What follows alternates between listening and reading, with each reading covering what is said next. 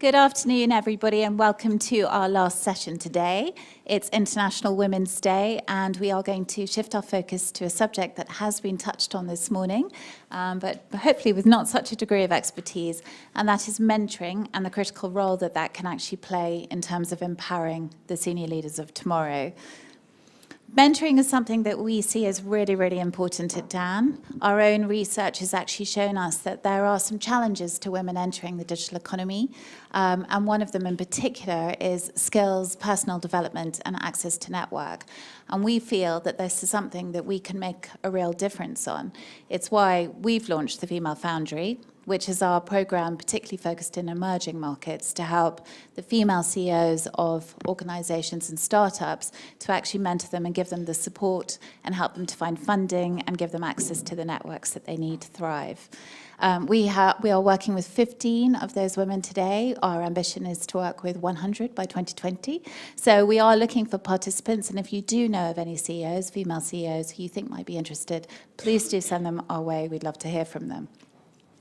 But as ever with all of these things, we know we can't do it alone.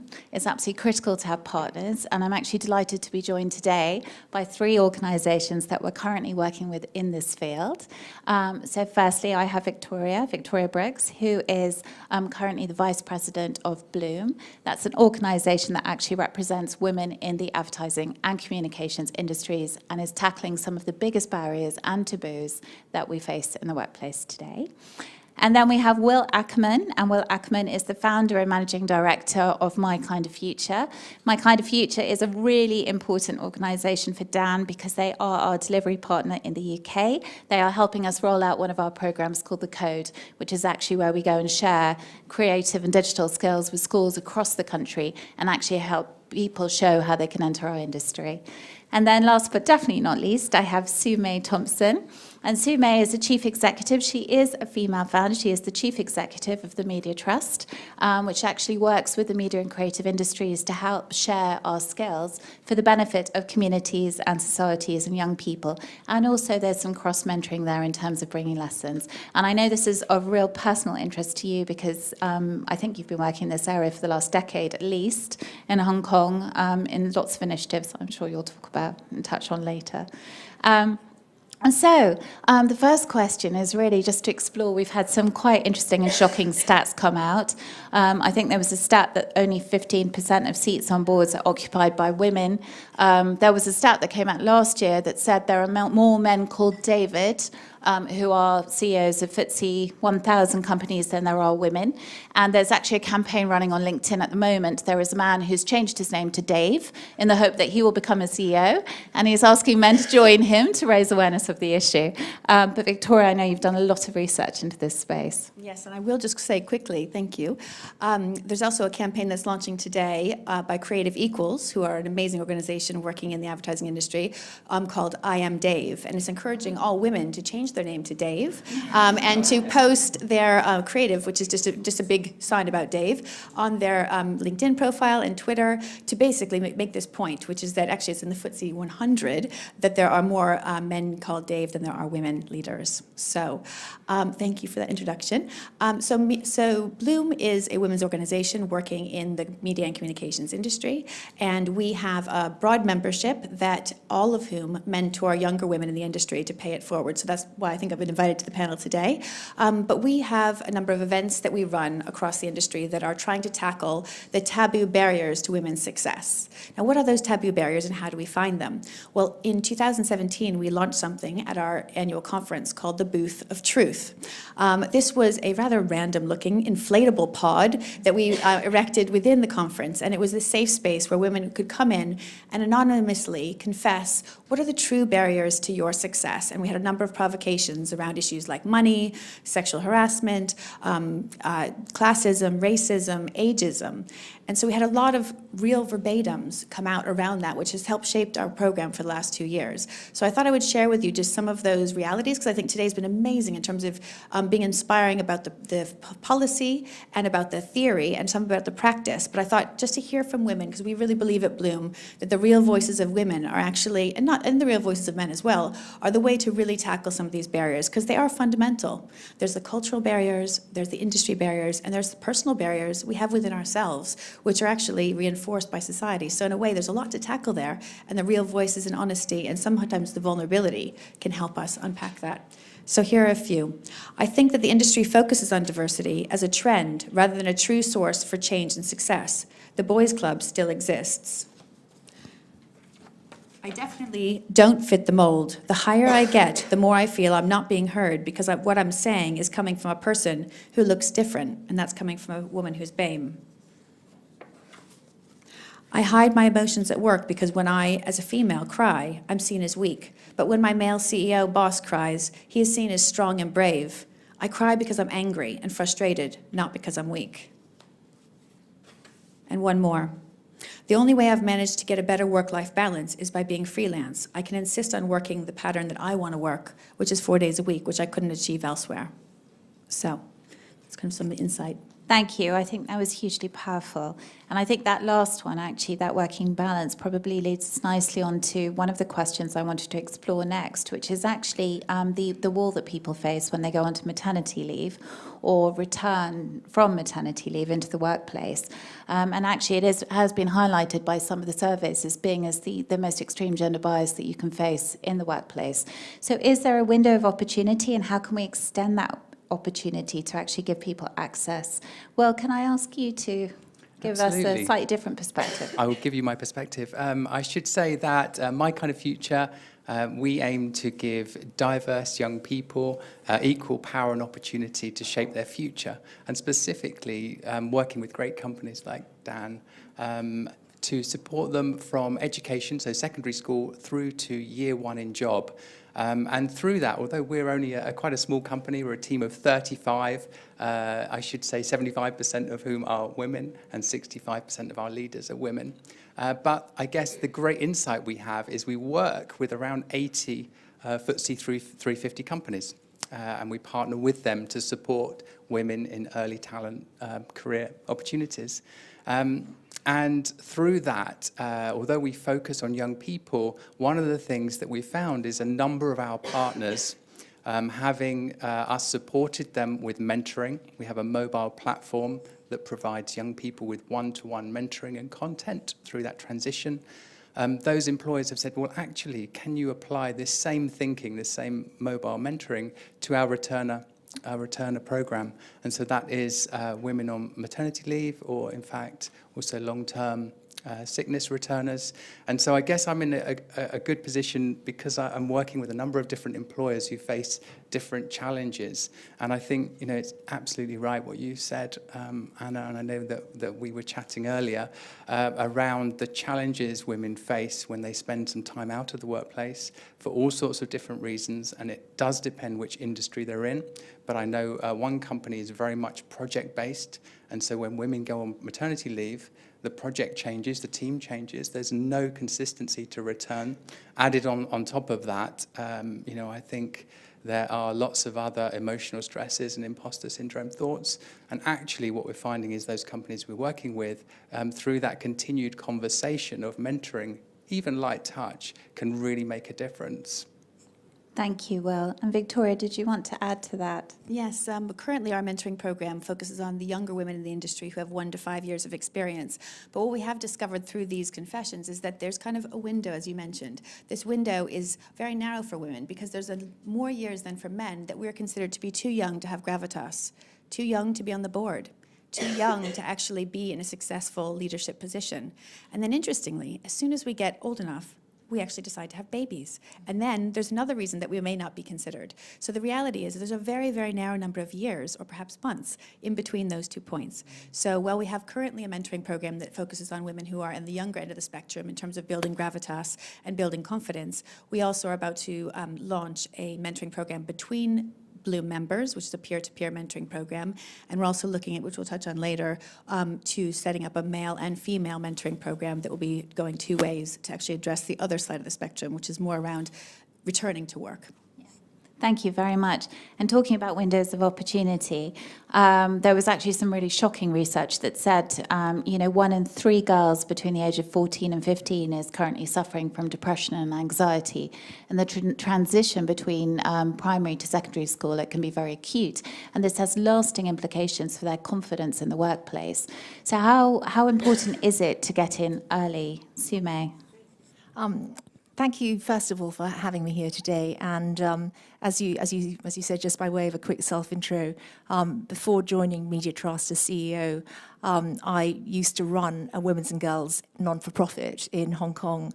And we had a signature mentoring program, but we also had lots of programs to help younger girls consider pathways in STEM and so on. So, and we also made a film about how the media often creates and exacerbates harmful stereotypes that hold girls back. We've done quite a lot of research on exactly what you're saying. But I just wanted to say that I think International Women's Day, we shouldn't beat ourselves up too much. I think there has been actually a lot of progress.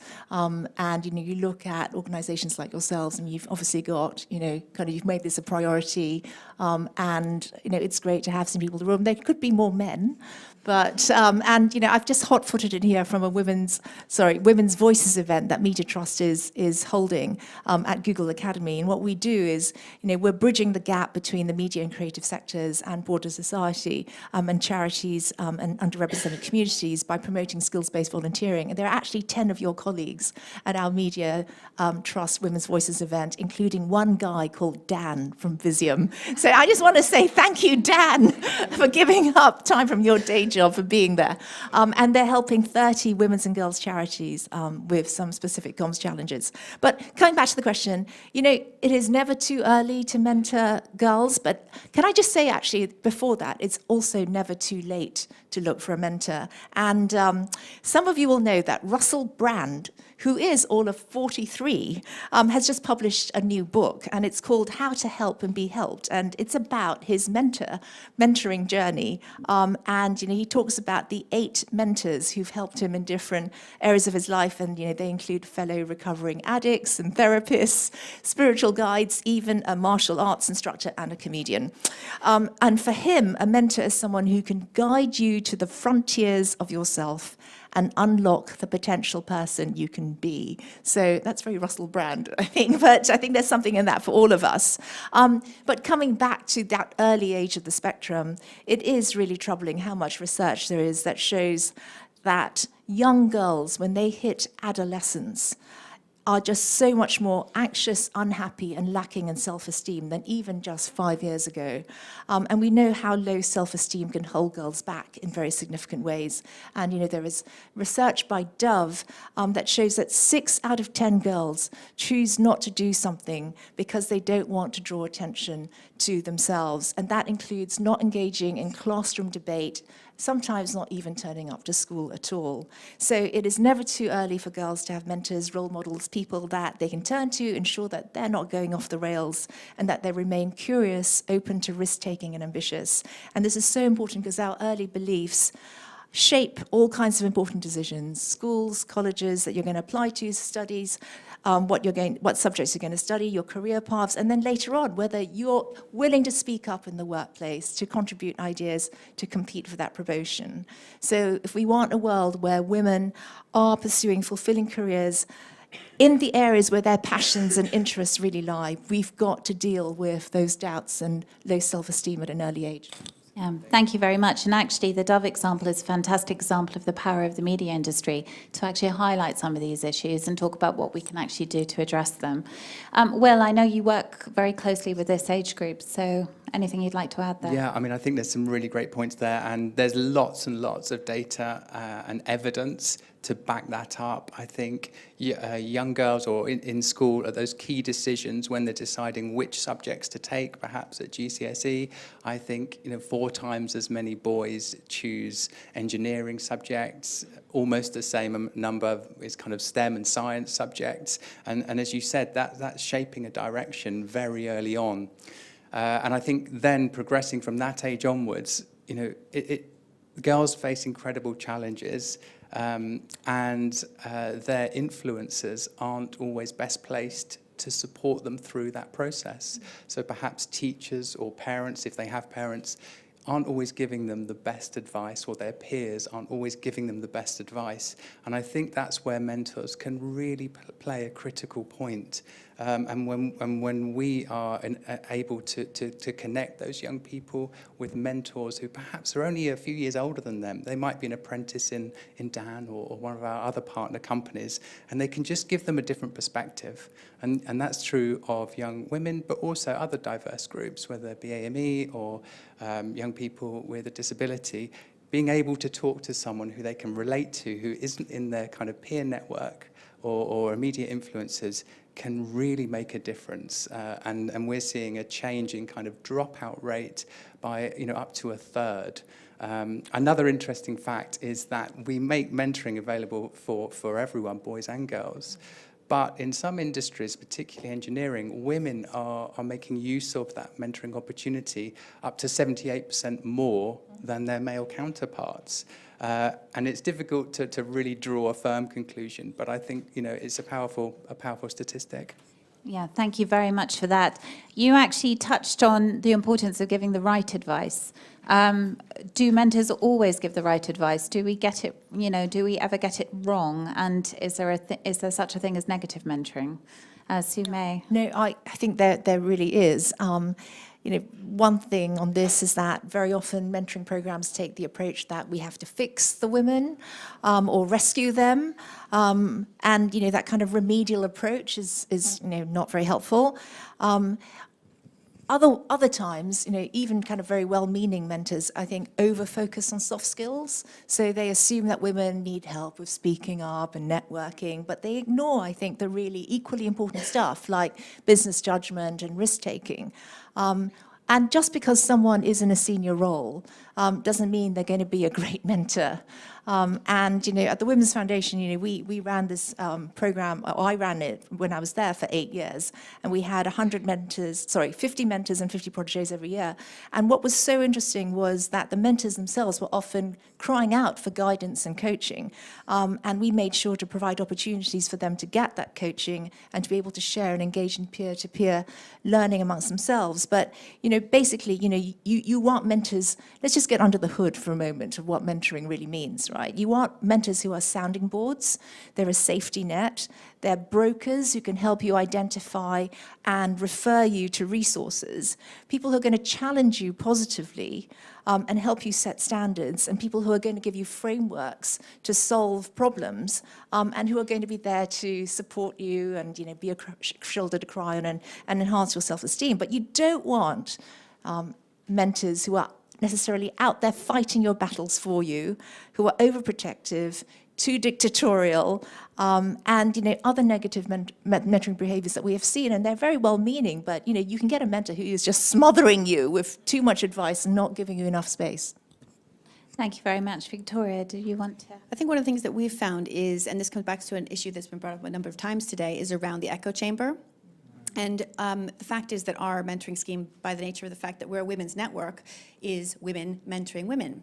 And this has really come to light in a number of our events where we realize that actually we're doing a lot of nodding to each other and we're actually supporting each other brilliantly, but not necessarily always preparing each other for what is to come in leadership, which sometimes obviously means working across the gender divide and actually working very proactively and positively with men in a way that will further our careers and get us onto the boards where they are majority men. So we're looking now at how can we actually stimulate that kind of cross-gender dialogue within the workplace in a way that's really meaningful and that's much more honest and talking about the vulnerabilities on both sides. It is a time when obviously both genders are feeling vulnerable, and it's a time when we probably both need some mentoring.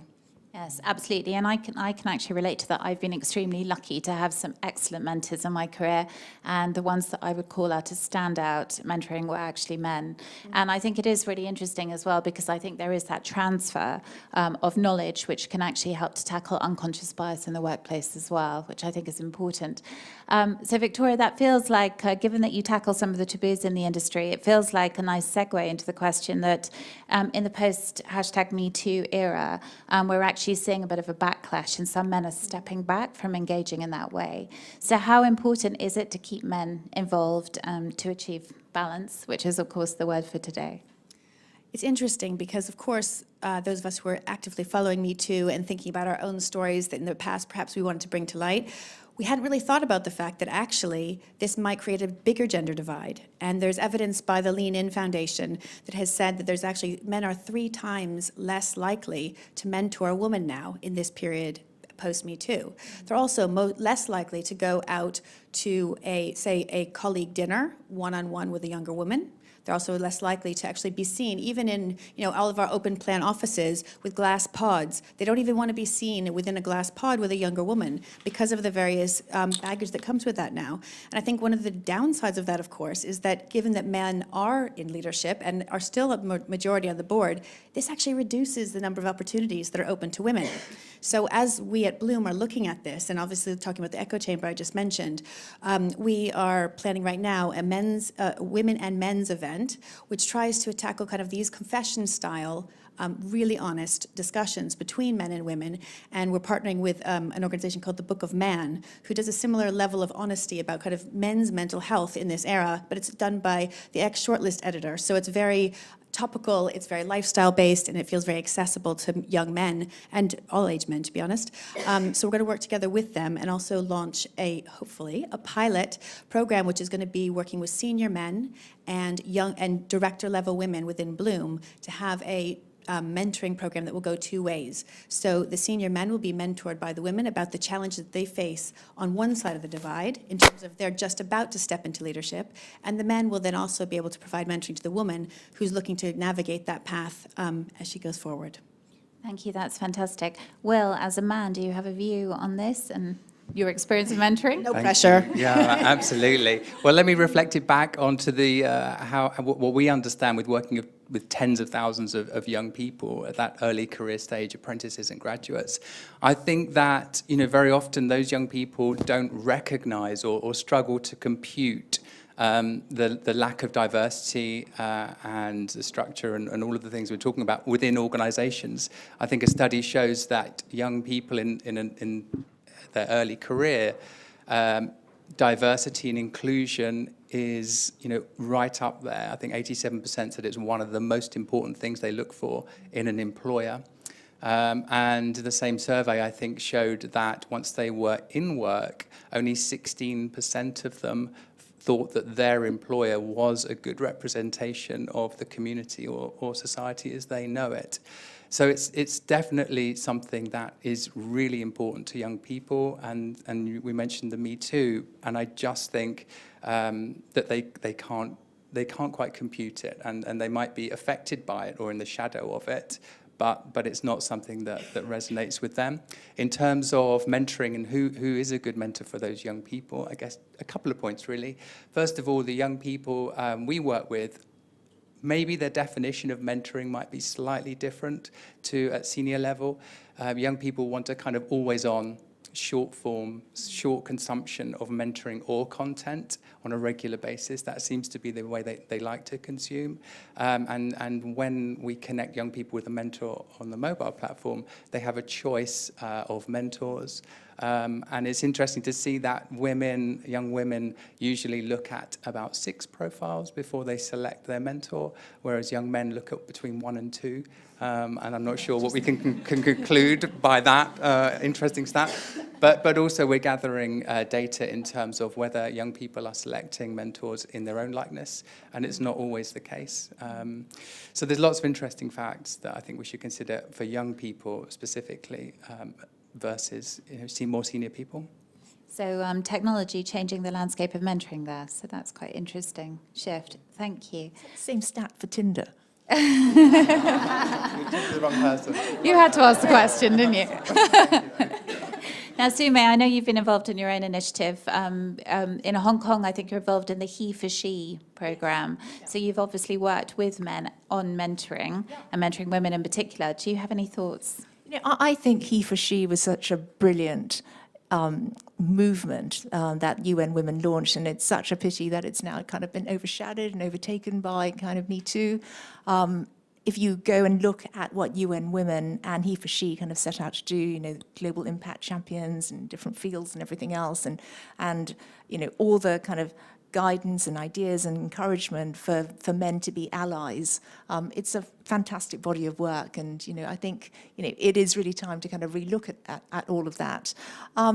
what we found, particularly at the Women's Foundation, is that actually if you want consistency and you want scale, then actually it's really good to mobilize men who are sympathetic and wanting to champion gender equality into networks, because then they have a bit of kind of security in numbers, and also they're able to to have a safe space, a platform, a support network amongst themselves to discuss things, strategies. And as Victoria's already said, it is really hard. I mean, men are terrified of saying the wrong thing. They don't want to be that killjoy calling out their colleagues for that sexist joke, right? Even though it makes them feel deeply uncomfortable. They don't want, if they're paying special attention to a protege, right, for that to be misconstrued. So, I mean, there are just so many kind of minefields around this. And, I think they do need training on how to be active bystanders, how to, call out sexism, and how to mentor women. So I've been involved, and I still am, in kind of two male ally networks. One is, the wonderful 30% Club. I think many of you will know what they do.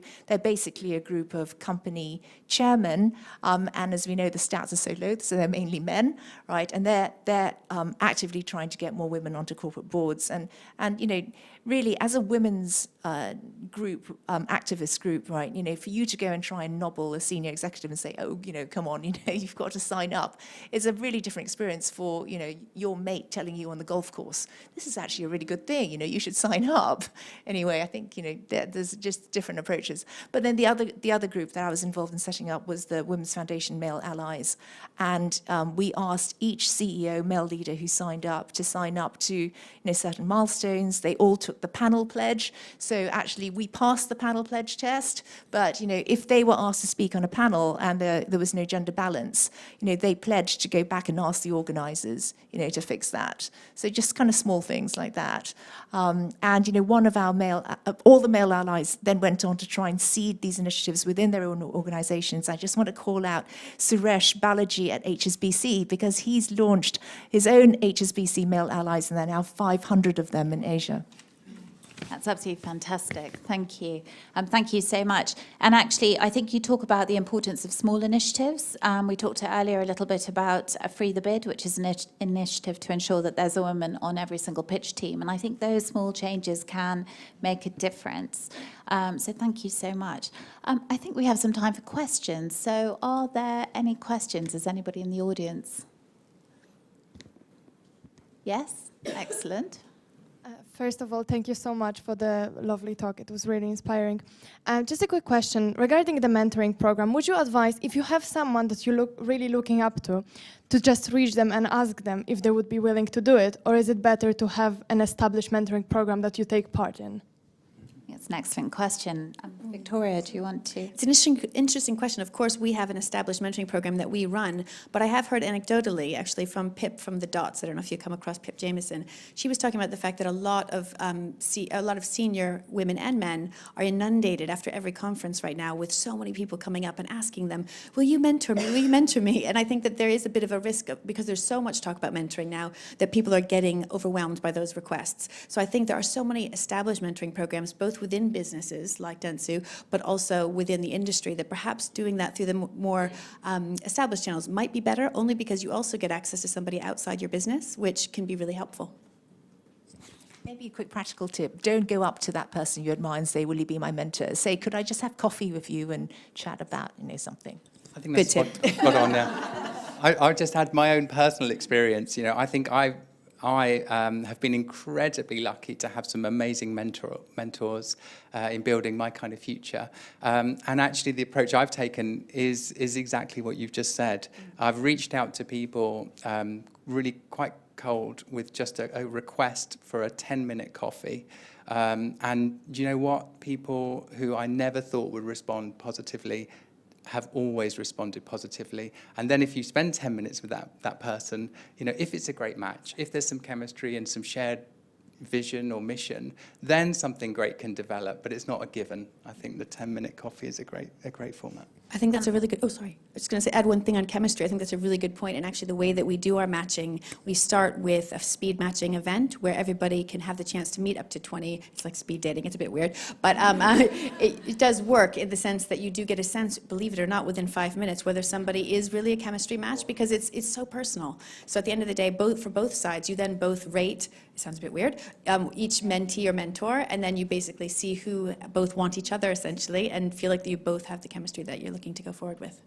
And absolutely, I couldn't agree more. And in fact, you took words right out of my mouth there. I was going to say mentoring is a two-way relationship, so it really does need to work for both parties. And there will be lots of people out there who are actually interested for their own development in mentoring people. So making those connections can be really powerful.